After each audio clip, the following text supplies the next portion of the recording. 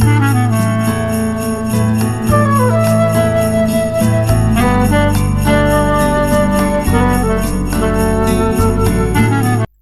श्री गुरुवे नमः। ओम श्री गुरुवे नमः। ओम श्री गुरुवे नमः। अवेकनिंग इनर सेल्फ चैनल पर आप सभी मित्रों का आज की चर्चा में मैं स्वागत करता हूं। आदरणीय मित्रों, मैंने कैसे आप भगवान शिव के पंचाक्षर मंत्र ओम नमः शिवाय मंत्र का उच्चारण करके इस महाशिवरात्रि भगवान शिव के उस सूक्ष्म स्वरूप को जान लें, उसका अभ्यास बताया है।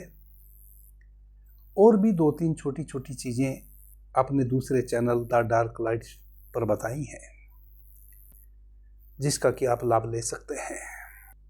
बहुत से मित्रों के प्रश्न है कि गुरुजी, उन्होंने किन्हीं से सुना है भगवान शिव के पंचाक्षर मंत्र का उच्चारण तो आपको तब तक नहीं करना चाहिए जब तक वह मंत्र किसी गुरु के द्वारा नाम रूप में हमें दान स्वरूप ना मिला हो, यानी कि गुरु धारण ना किया हो और गुरु के द्वारा पंचाक्षर मंत्र जब तक ना मिला हो तब तक पंचाक्षर मंत्र का उच्चारण नहीं करना चाहिए। आदरणीय मित्रों, मुझे नहीं पता जो लोग भी वैसा कह रहे हैं वह क्यों कह रहे हैं, उसके पीछे उनका क्या अनुभव है, क्या उनकी मंशा है। मैं तो केवल इतना ही जानता हूं, जब से जन्म लिया हूं, जब संन्यास भी नहीं लिया था उससे पहले भी और संन्यास के बाद भी, किसी भी अच्छे कार्य को करने के लिए 24 घंटे आपको तत्पर रहना चाहिए। और किसी भी बुरे कर्त के लिए जो असामाजिक है, जो किसी को कष्ट पहुंचाने वाला है, किसी को भी प्राणी मात्र को जो कष्ट पहुंचाने वाला हो, वैसे किसी भी कर्त से जितना जल्दी हो सके बचने की कोशिश कीजिए। भगवान शिव के पंचाक्षर मंत्र ओम नमः शिवाय जपने के लिए अनिवार्य नहीं है मेरी दृष्टि में कि वह किसी गुरु के द्वारा आपको दिया हुआ मंत्र हो तभी आप उसका उच्चारण करें। भगवान शिव स्वयं आदि गुरु हैं। भगवान शिव इस जगत के पहले गुरु हैं और मैं तो कहूंगा कि अंतिम गुरु भी वही है।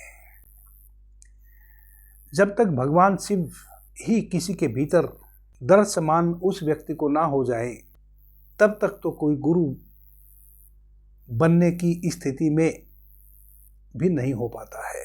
जब कोई व्यक्ति गुरु बनता है वह भी भगवान शिव की अनुकंपा से ही बनता है, उनकी कृपा से ही बनता है, या कहें कि जिन्होंने अपने अंतरतम में उस परम शिव के आत्म रूपी दर्शन कर लिए हों वही तो गुरु बनता है।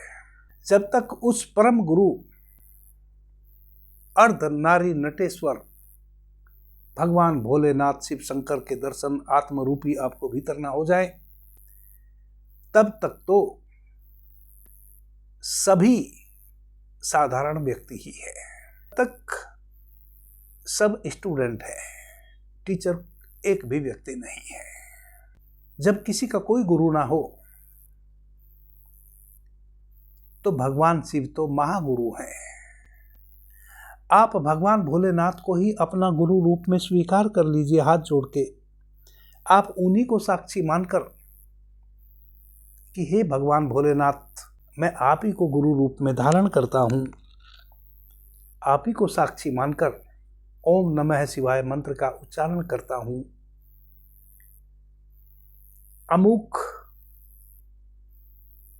लाभ या हानि के लिए अमूमन तो एक सांसारिक व्यक्ति का जीवन सुख में बीते, उसके घर में, उसके परिवार में सुख समृद्धि आवे, किसी भी प्रकार का कलह क्लेश उसके जीवन में उत्पन्न ना हो, यही चाह होती है एक पारिवारिक व्यक्ति की। और जो अपरिवारजक है उसकी चाह होती है कि कैसे वह भगवान शिव के सूक्ष्म दर्शन अपने भीतर कर पाए आत्मरूपी। और दोनों में मैं तो कोई भेद नहीं समझता। जब आप सांसारिक सभी सुखों को उपलब्ध हो जाते हैं, एक भी सुख से आप वंचित नहीं रह जाते हैं, तो मेरा मानना वैसा है कि एक दिन आप उन सभी सुखों से इतने उब जाएंगे कि उनसे मुक्त होना चाहेंगे। और जैसे ही सुखों से उबेंगे और उनसे मुक्त होना चाहेंगे, मुक्ति के लिए फिर प्रभु की शरण में ही जाना पड़ेगा, भगवान शिव की शरण में ही जाना पड़ेगा, चूंकि वही अविनाशी हैं। तो भगवान शिव की शरण में तो आप हैं ही, सदैव से हैं, मृत्यु के और जन्म के वही देवता भी हैं। इसलिए मेरी तो यही प्रार्थना है आप सभी मित्रों को कि बिल्कुल भी अपने आप को दीनहीन न समझें।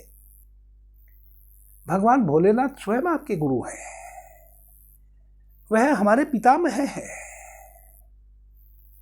उनके ही बढ़े हुए हम हाथ हैं,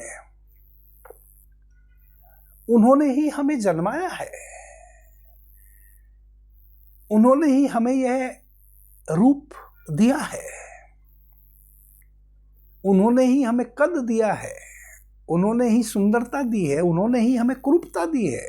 वह हमारे परम पिता हैं। आदरणीय मित्रों, जब आप भगवान शिव के पंचाक्षर मंत्र का उच्चारण करते हैं, आपके शरीर में 7 चक्र हैं,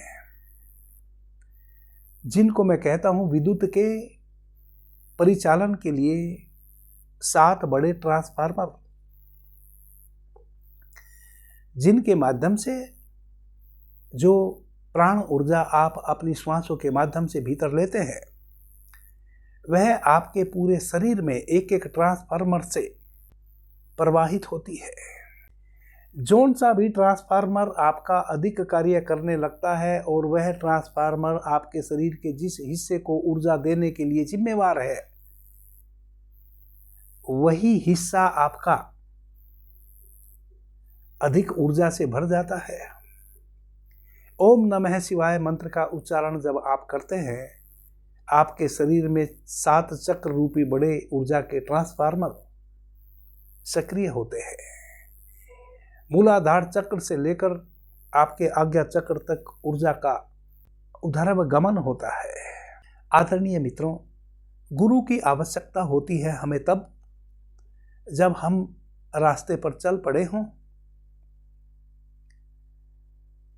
और एक ऐसा समय आ गया हो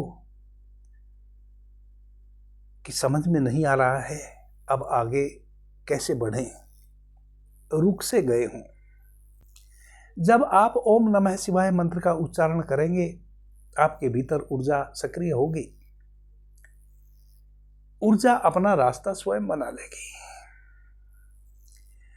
आपके 7 चक्रों में जिस चक्र पर भी ऊर्जा अधिक सक्रिय होगी, उस चक्र का जो स्वभाव है, वह स्वभाव आपको अपने भीतर,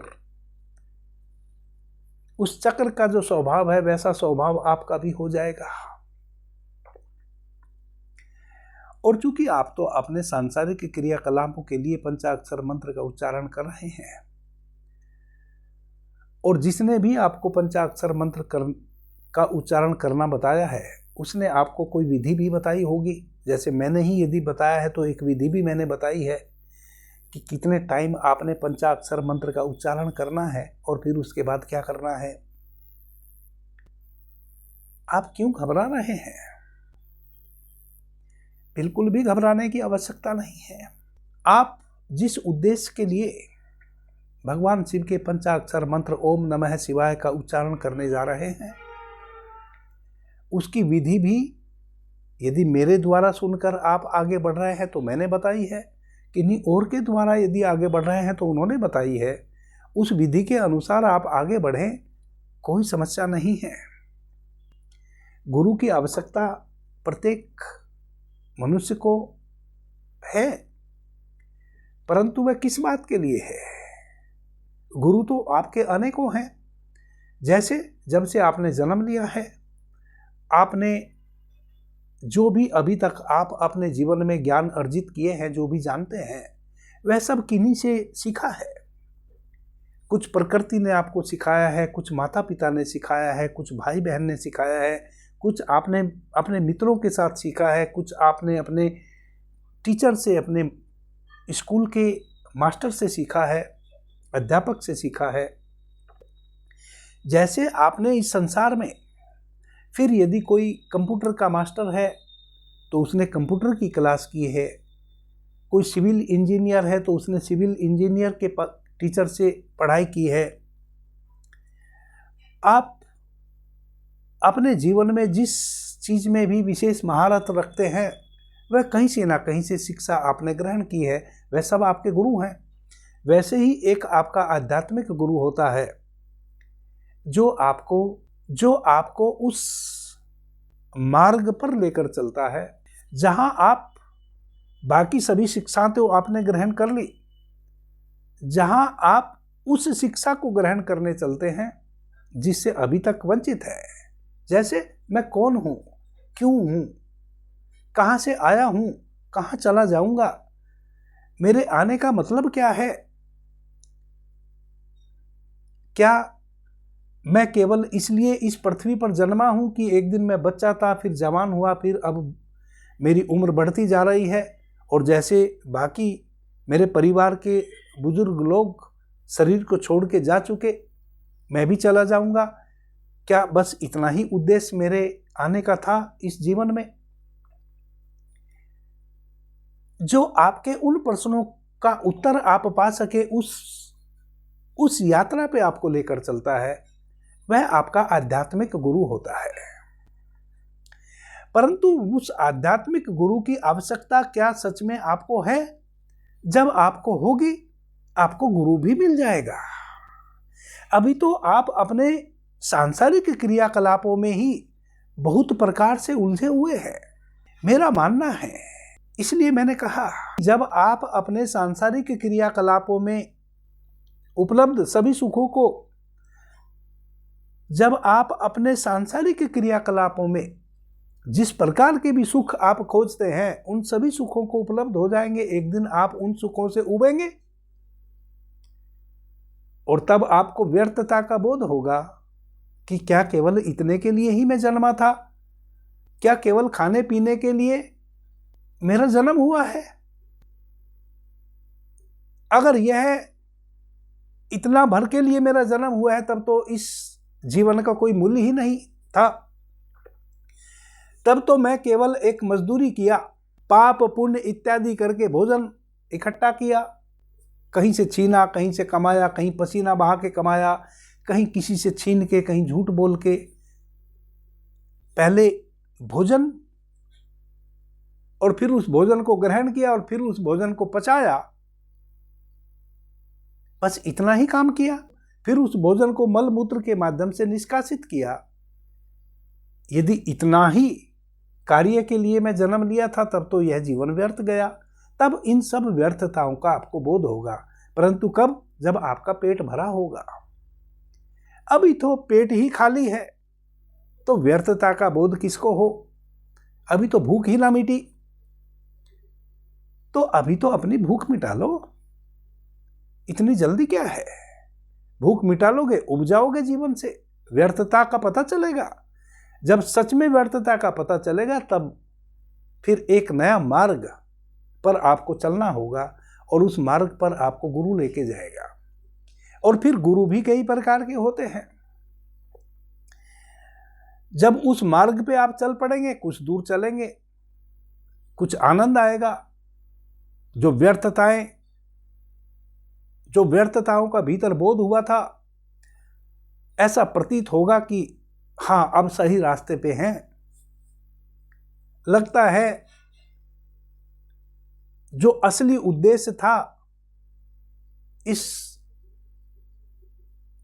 जन्म का, जो मैं पृथ्वी पर मनुष्य रूप में आया था, अब उस उद्देश्य का साथ कुछ प्राप्ति हो जाएगी।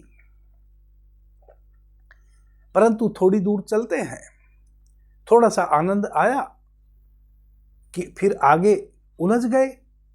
अब आगे पता ही नहीं, आगे ना कोई नया अनुभव हो रहा है, ना कोई आनंद में बढ़ोतरी हो रही है,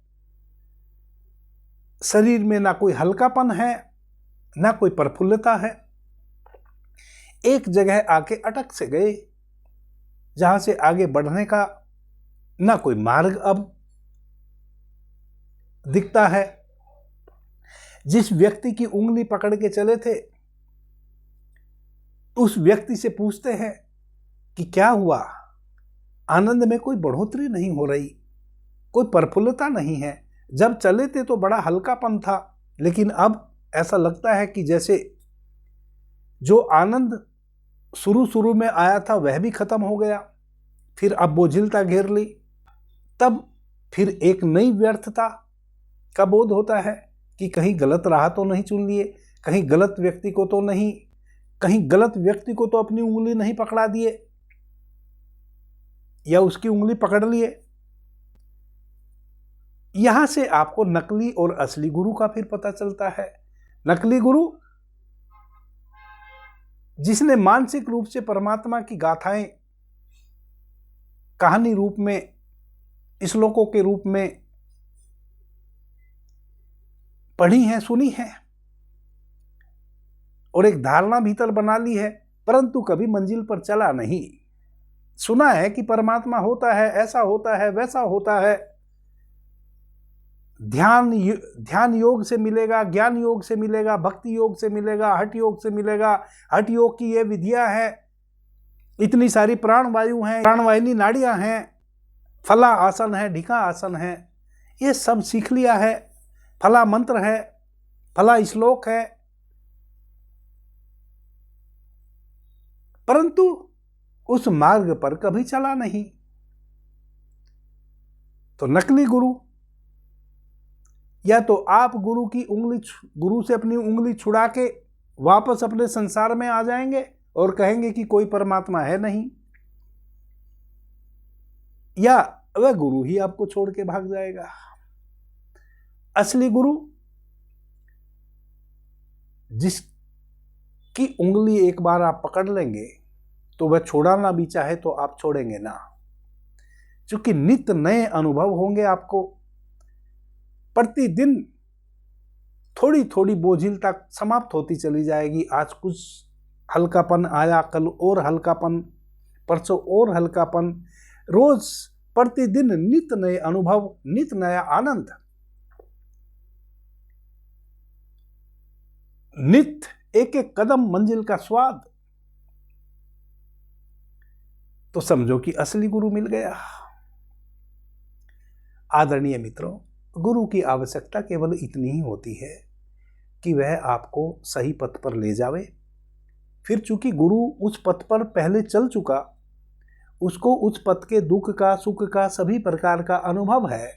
उसको पता है कहाँ संकीर्ण रास्ता है, कहाँ ठोकर लग सकती है, कहाँ पैर पग में कांटा गड़ सकता है, कब धूप से बचना है, कब छाया को उपलब्ध होना है, कहाँ रुकना है, कहाँ चलना है, कहाँ ठहरना है। गुरु को यह सब पता है, चूंकि गुरु उस मार्ग पे चल चुका और उस मार्ग पर चलकर वह सब पा चुका। जिसको पाने की आकांक्षा, अभिप्सा आपके भीतर उठी है, वह आपकी उंगली पकड़ के आपको ले जा सकता है और आपको भटकने से बचा सकता है। चूंकि गुरु को पता है कहाँ कांटा गड़ा था, उस कांटे को आपको ना गड़ने दे, उस कांटे से बचा के आपकी यात्रा आगे करा सकता है, आपकी यात्रा को सुगम बना सकता है। और आपको पता कैसे चलेगा असली नकली गुरु का? प्रतिदिन नित्य नए अनुभव होंगे, प्रतिदिन गुरु के प्रति आपके भीतर से धन्यवाद उठेगा। क्योंकि जब रोज नित्य नए नए अनुभव होंगे, रोज नए गीत सुनने को मिलेंगे अपने भीतर अंतरतम में, और जिस गुरु के कारण वैसा हो रहा है, उसको प्रतिदिन धन्यवाद देने का मन करेगा। एक पल के लिए भी वैसा भीतर बोध ना होगा कि कहीं गलत रास्ते पे तो नहीं चल रहा हूं। उतना सोचने तक का आपको अवसर न देगा गुरु।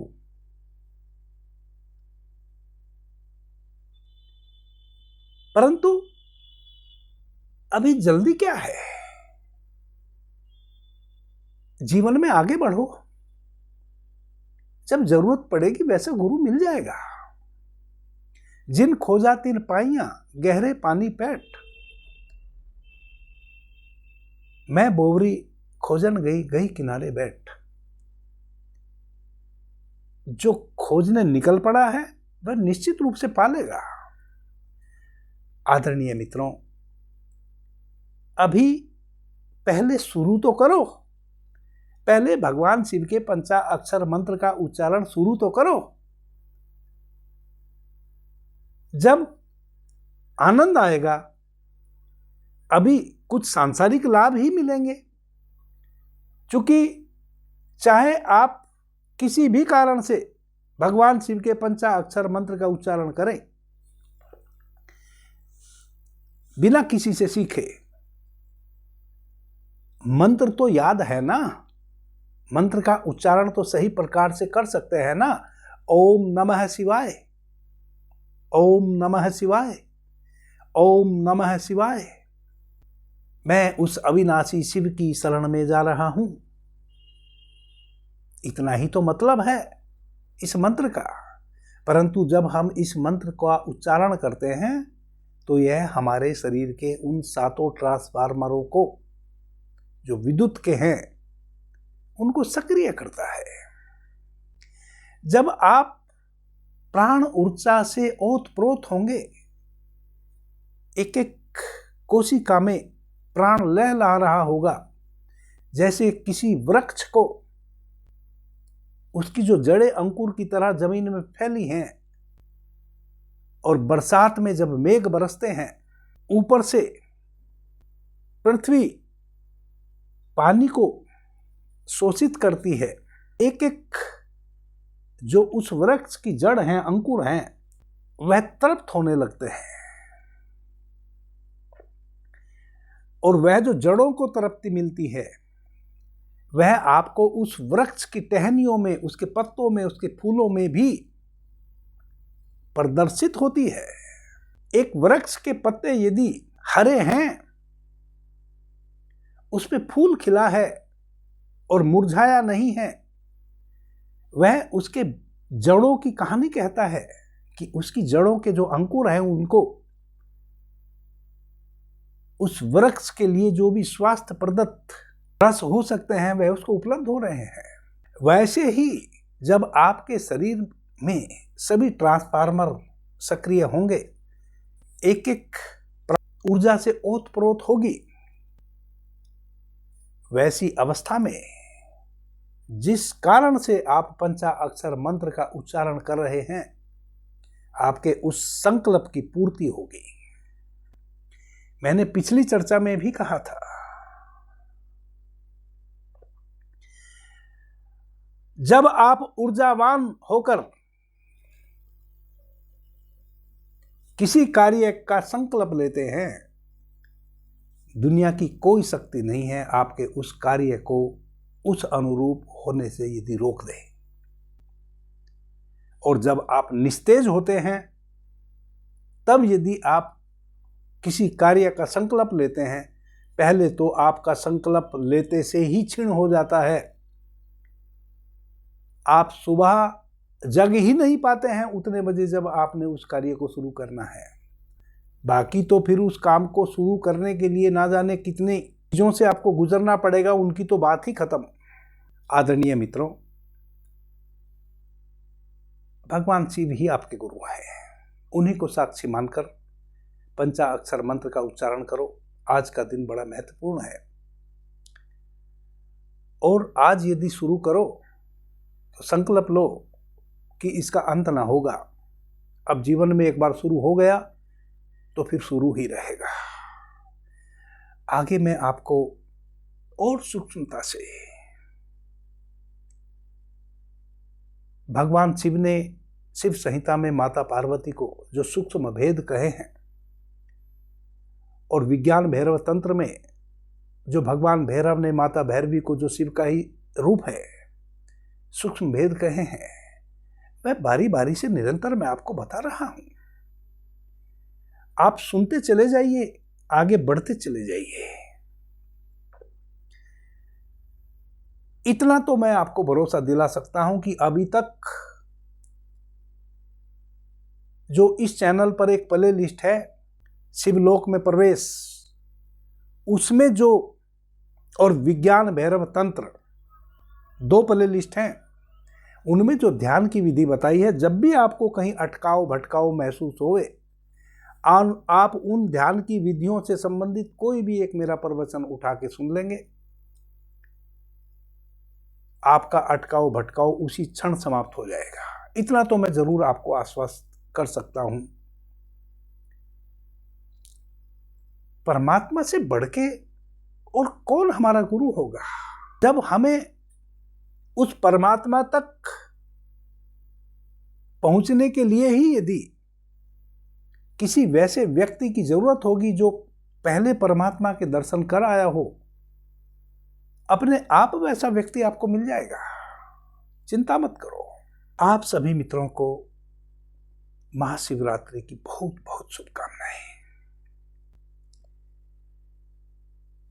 अभी के लिए इतना ही। आपने मुझे ध्यान से प्रेम से सुना, उससे मैं बहुत अनुग्रहित हूं। सभी मित्रों को मेरा प्रणाम, धन्यवाद। हर हर महादेव।